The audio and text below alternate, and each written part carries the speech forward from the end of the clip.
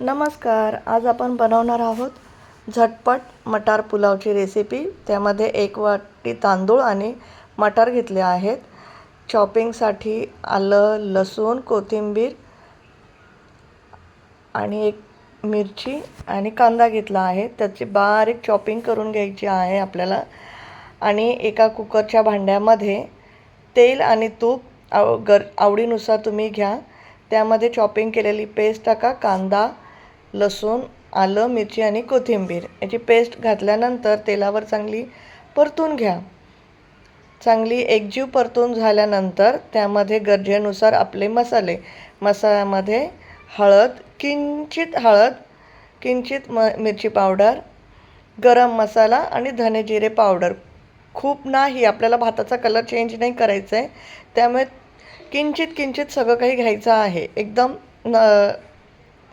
थोडंसं त्याच्यामध्ये गरम मसाला, धना जिरा पावडर.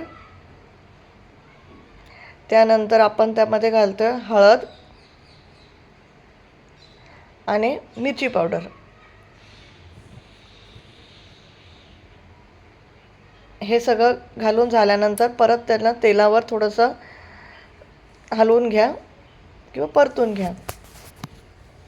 थोडंसं परतून झाल्यानंतर आपण जे तांदूळ आणि मटार धुतलेले आहेत ते कुकरच्या भांड्यामध्ये घालून घ्या आणि तेही तेलावर थोडंसं परतून घ्या.